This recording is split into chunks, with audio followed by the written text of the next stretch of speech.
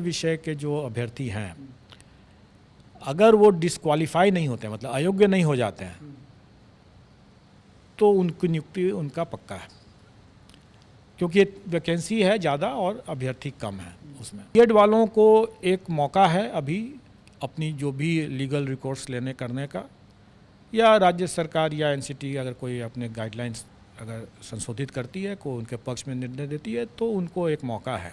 अगर कठिन आ भी गया अगर, तो भी इतनी बड़ी संख्या में कई अच्छे अभ्यर्थी होंगे, क्योंकि अगर प्राइमरी का भी अगर लिया जाए तो इतनी बड़ी संख्या में है, तो कट ऑफ मतलब अच्छा होगा।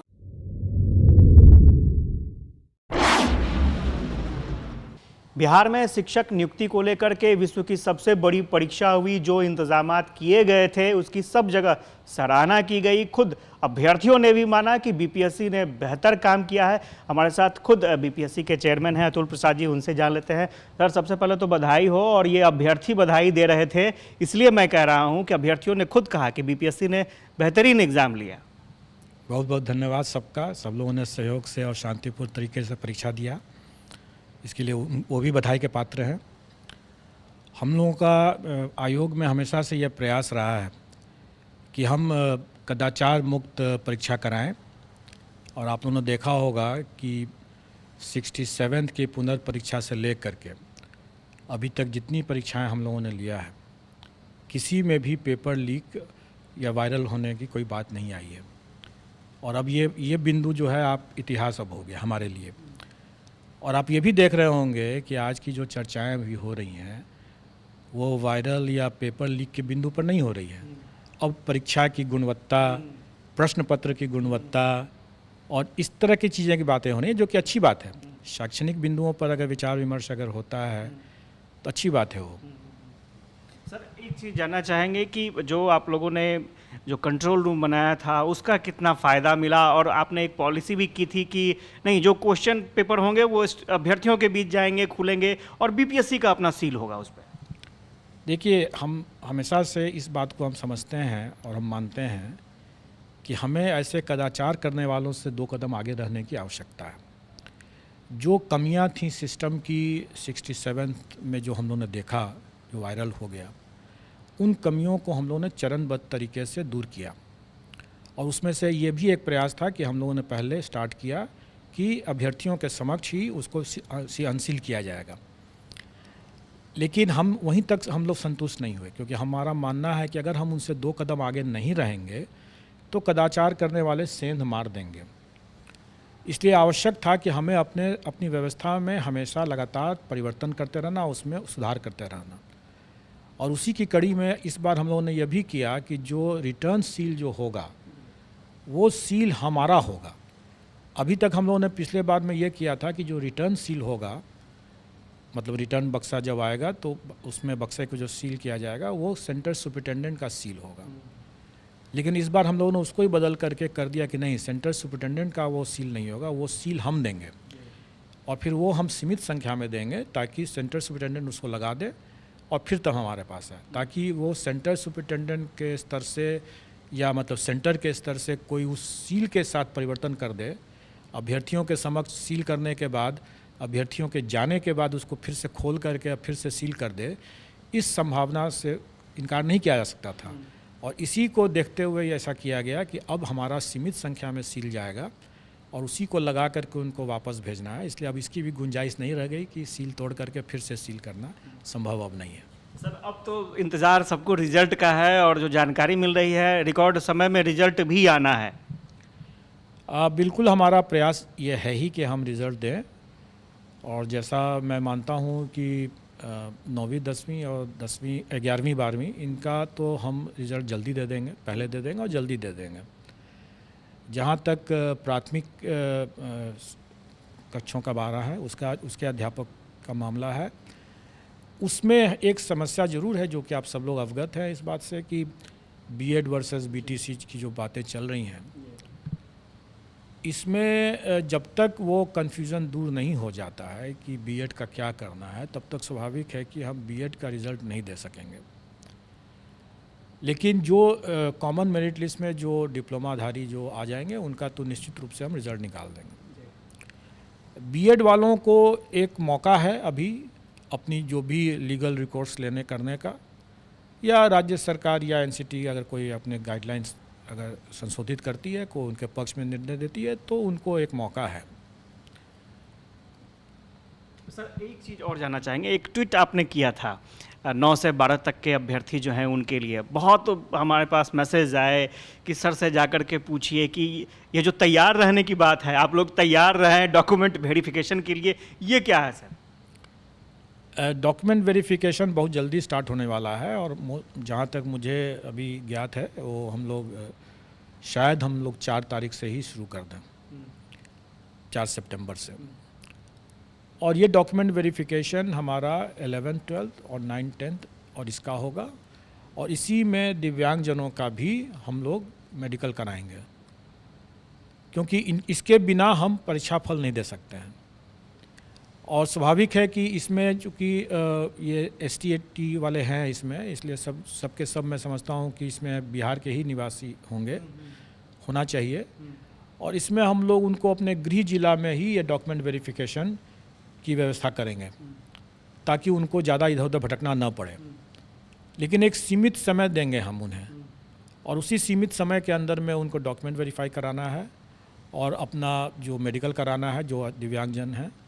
और अगर उसमें कोई मेडिकल में अगर उनको रेफ़र किया जाता है IGIMS में या किसी और हॉस्पिटल में, तो वहाँ उनको जा कर के इसको करवाना होगा, ताकि हम समय पर रहते हुए, मतलब मेरा मानना है कि 15 सितंबर तक अगर सब कुछ अपनी योजना के हिसाब से चलेगा अगर, तो 15 सितंबर तक इन लोगों का मैं परीक्षा फल देने की स्थिति में रहूँगा।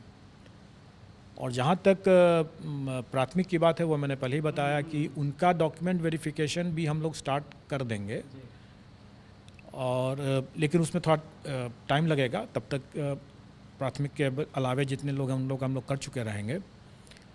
तो प्राथमिक वाले में थोड़ा सा विलम्ब है, और विलम्ब का कारण एक तो यह है कि उनकी संख्या बहुत ज़्यादा है और उसमें हमें कई तरह की चेकिंग करनी है, और दूसरा जो बीएड वर्सेस बीटीसी का भी एक मुद्दा है। इसलिए इन सब को ध्यान में रखते हुए मेरा मानना है कि उनका डॉक्यूमेंट वेरिफिकेशन में थोड़ा टाइम लगेगा। मैंने अपने पिछले प्रेस कॉन्फ्रेंस में ये कहा भी था कि 20 से 25 के बीच के आसपास में मेरा मानना हो सकता है, उससे पहले भी हम लोग स्टार्ट कर सकें, लेकिन लगभग वही समय रहेगा। सर कट ऑफ को लेकर के काफ़ी जिज्ञासा है अभ्यर्थियों में, उसके बारे में क्या कहेंगे? कट ऑफ के लेकर के हमेशा से ये जिज्ञासा लोगों को बनी रहती है, लेकिन मेरा मानना है कि अगर आप कुछ एक विषय को अगर छोड़ दें, मैंने तो जो देखा है उसके हिसाब से 9th 10th में सिर्फ 4 विषय, और हायर सेकेंडरी में मतलब 11th 12th में सिर्फ 3 विषय को अगर छोड़ दें, मतलब कि 7 विषय को अगर छोड़ दें, तो बाकी किसी भी विषय में कट ऑफ के लिए चर्चा करना, विमर्श करना या उसके लिए परेशान होने की कोई ज़रूरत नहीं है।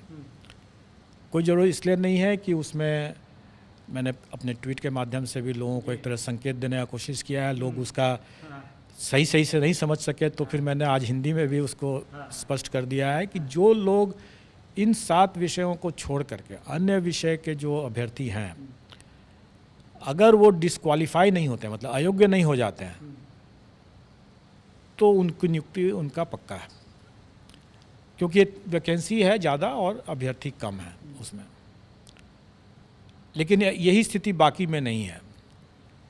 अब जहाँ तक बाकी जो 7 विषय बचते हैं इसमें, उसमें प्रतियोगिता तो रहेगी ही, और वो गेस करना मेरे लिए सही नहीं होगा वो बताना, क्योंकि मेरा मानना है कि सभी अभ्यर्थी अच्छे हैं और काफ़ी मेहनत करके आए हैं, तो स्वाभाविक है कि कट ऑफ भी अच्छा ही रहेगा। फिर अगर प्रश्न पत्र कहीं पर अगर कठिन आ भी गया अगर, तो भी इतनी बड़ी संख्या में कई अच्छे अभ्यर्थी होंगे, क्योंकि अगर प्राइमरी का भी अगर लिया जाए तो इतनी बड़ी संख्या में है, तो कट ऑफ मतलब अच्छा होगा। कितना होगा, ज़्यादा होगा, कम होगा, ये मैं नहीं बता सकता हूँ। चलिए, बहुत बहुत शुक्रिया सर। और स्वाभाविक तौर पर अभ्यर्थियों को इंतज़ार है रिज़ल्ट का, और सबसे ख़ास बात यह है कि बीपीएससी एग्ज़ाम ख़त्म होने के बाद से ही रिज़ल्ट की तैयारी में लग चुकी है। कुछ प्राथमिक जो अभ्यर्थी हैं, प्राथमिक शिक्षक के अभ्यर्थी हैं, उनमें थोड़ा सा विलम्ब हो सकता है बीएड की वजह से, लेकिन बाकी जो रिज़ल्ट है वो समय पर आएंगे और समय से पहले भी देने की कोशिश की जा रही है। ये बीपीएससी की तरफ से एक अच्छी खबर निकलकर सामने आ रही है। कैमरा पर्सन आनंद के साथ आशुतोष चंद्र, कशिश न्यूज़, पटना। एक तो पहला कि हमारे जो प्रावधान थे वो पहले से दिए हुए थे, जो सरकार की नियमावली में ही घोषित है कि एनसीटी का जो भी होगा परामर्श, उस पर सरकार का जो भी निर्णय होगा वही लागू होगा। तो अगर वो परिवर्तित हो जाता है तो वो परिवर्तित हो ही जाएगा। दूसरा कि माननीय सर्वोच्च न्यायालय का जो निर्णय है वो एक तरह से फोर्स मैज्योर कंडीशन है। फोर्स मैज्योर कंडीशन का ये है कि जो बाहरी कारणों से, अगर जिस पर मेरा नियंत्रण नहीं है, अगर उन कारणों से अगर कोई स्थिति उत्पन्न होती है तो उसमें हमें वापस करने का कोई प्रश्न नहीं उठता। ये तो मैंने कानूनी बात बता दिया कि हमें वापस करने का कोई प्रश्न नहीं उठता। लेकिन मेरा दूसरा पॉइंट ये है कि किसी ने वापस के लिए पैसे की मांग भी तो नहीं किया, किसी ने पैसे वापस नहीं मांगा। और ये कहना कि हमें यह राशि वापस करने की ज़रूरत है, तो मैं तो ये कहूँगा कि अगर आप वापस मांग लेते, सरकार के लिए जितना पैसा सरकार इसमें लेती है फीस परीक्षा में, किसको क्या लगता है कि क्या उतने ही में इसका काम हो जाता है? बिल्कुल नहीं होता है। ये सारी की सारी राशि जो है राज्य सरकार के खाते में जाती है और राज्य सरकार इससे कहीं ज़्यादा, दोगुना तिगुना खर्च करती है इस परीक्षा को आयोजित करने के लिए। और राज्य सरकार के लिए अगर मान लीजिए कि अगर 1 लाख कैंडिडेट अगर बोलें कि हमको पैसे वापस कर दें, कर दिया जाएगा। सरकार के लिए कोई बहुत बड़ा रकम नहीं है, लेकिन अभ्यर्थियों के लिए कोई भी ये समझना होगा कि ये मांग करते हैं वो, तो क्या वो अपना रेस से बाहर होने के लिए तैयार थे? क्या वैसे बीएड अभ्यर्थी जो इस बात की मांग करते हैं, मीडिया पर मांग जरूर किए हैं, किसी ने ऐसे मांगा नहीं है पैसा, लेकिन अगर आप वो खुद भी सोचें, और मैं समझता हूँ कि उन्होंने खुद सोच ही लिया था और इसीलिए उन्होंने लिखित में मांग नहीं किया था कि अगर हम इस रेस से बाहर हो जाते हैं तो उनका सभी रास्ता बंद हो जाता है। फिर ऐसे तो रेस में है तो शायद कुछ संभावनाएं हैं। तो मैं समझता हूँ कि ये सिर्फ मीडिया के लिए उन लोगों ने ऐसी बातें किया और तरह तरह की अटकलबाजी करते रहते हैं, ये बहुत गलत है। और ऐसे चीज़ों को मैं आपको बता दूं कि ऐसे एक अभ्यर्थी के मामले में हम लोगों ने उससे कहा भी, हम लोगों ने देखा उसके इस तरह की मांग मीडिया पर आई, सरासर बीपीएससी को बदनाम करने की इस तरह की गलत सलत बात बोले, हम लोगों ने उसको नोटिस कर दिया और नोटिस में उसने रोते हुए उसने लिखित माफ़ीनामा दिया है। तो मैं सब लोगों से ये बात कहना चाहूँगा कि एक आप ऐसी कोई बातें न करें जो बाद में जा कर के आपको नुकसान पहुंच जाए। मैंने पहले भी और हमारे आयोग ने भी इस बात को प्रकाशित किया हुआ है कि कोई अमर्यादित बातें कहते हैं, आप अभ्यर्थी हैं इसलिए कि आप राज्यकर्मी बनना चाहते हैं, और राज्यकर्मी की गरिमाओं और मर्यादाओं का अगर आप उल्लंघन करते हैं तो हम ऐसे अभ्यर्थियों की अनुशंसा कतई नहीं करेंगे। और आजकल आप लोगों ने देख ही लिया कि फेशियल रिकॉग्निशन का ज़माना है। फेशियल रिकॉग्निशन से हम लोगों ने कई लोगों को चिन्हित किया है। हमारे लिए बहुत आसान है कि जो मीडिया पर जो लोग आकर के गलत सलत बात बोल के चले जाते हैं, वो समझ कर रहे हैं कि सब पर नज़र है।